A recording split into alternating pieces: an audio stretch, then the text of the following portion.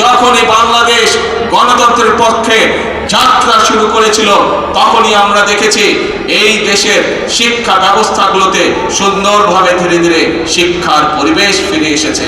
প্রিয় ভাই বোনেরা, বাংলাদেশ যখনই গণতন্ত্রের পক্ষে যাত্রা শুরু করেছে, গণতন্ত্রের পথে যাত্রা শুরু করেছে, আমরা দেখেছি ধীরে ধীরে বাংলাদেশ দেশনেত্রী খালেদা জিয়ার নেতৃত্বে বিশ্ব দরবারে এমার্জিং টাইগারের খেতাবে ভূষিত হয়েছিল।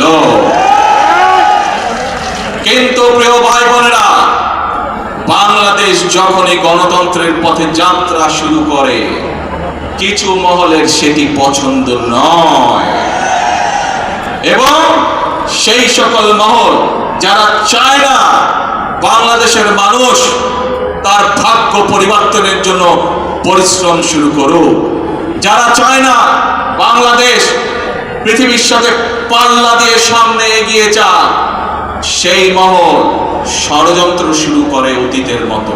অতীতে যেমন তারা ষড়যন্ত্র করেছিল, প্রিয় ভাই বোনেরা, তাদের সেই ষড়যন্ত্র কিন্তু 12 তারিখের আগে যখন সফল হয়নি, 12 তারিখে যখন তারা দেখলো বাংলাদেশ তো আবার জনগণের সিদ্ধান্ত মোতাবেক চলা শুরু করলো, বাংলাদেশ তো আবার গণতন্ত্রের পথে চলা শুরু করলো, তখন নতুন করে তারা ধীরে ধীরে বিভিন্ন রকম ষড়যন্ত্র শুরু করলো। তারা চেষ্টা করছে এখন বিশ্ব দরবারে প্রথমে বাংলাদেশকে বিতর্কিত একটি অবস্থানে নিয়ে যাওয়ার জন্য। তারা চেষ্টা করছে বিশ্ব দরবারে বাংলাদেশ যাতে বন্ধুহীন হয়ে পড়ে।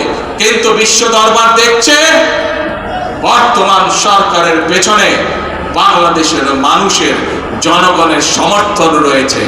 বিশ্ব দরবার দেখছে বর্তমানে বাংলাদেশের যে সরকার, এই সরকার জনগণ দ্বারা গঠিত সরকার। বিশ্ব দরবার দেখছে বর্তমান যে বাংলাদেশ পরিচালিত হচ্ছে যেই সরকার দ্বারা, যেই সংসদ দ্বারা, এই সংসদ, এই সরকার জনগণের দ্বারা গঠিত সংসদ, জনগণের দ্বারা গঠিত সরকার।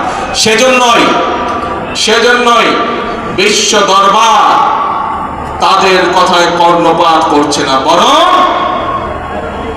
বিশ্ব দরবার জনগণের যে নির্বাচিত প্রতিনিধি, জনগণের যে নির্বাচিত সরকার, তাদের সাথে কথা বলছে কিভাবে তারা এই দেশে বিনিয়োগ করবে, কিভাবে তারা এই দেশে শ্রমিকদের ভাগ্য পরিবর্তনে সহায়তা করবে, কিভাবে তারা এই দেশের মানুষের ভাগ্য পরিবর্তনে সাহায্য করবে।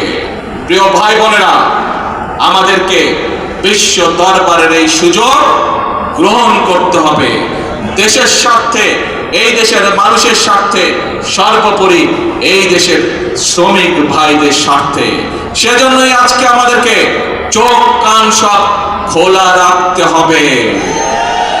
যারা দেশকে বিতর্কিত পর্যায়ে নিতে চায়, যারা দেশে অরাজকতা সৃষ্টি করতে চায়, এরকম যদি কেউ থাকে, তাহলে শ্রমিক ভাই সহ প্রতিটি দেশের প্রতিটি বাংলাদেশি প্রতিটি মানুষের কাছে আমার আহ্বান থাকবে, আপনাদেরকে সজাগ হতে হবে, আপনাদেরকে সতর্ক হতে হবে, আপনাদেরকে জেগে উঠতে হবে, আপনাদেরকে তাদের ষড়যন্ত্র প্রতিহত করতে হবে, জবাব দিতে হবে।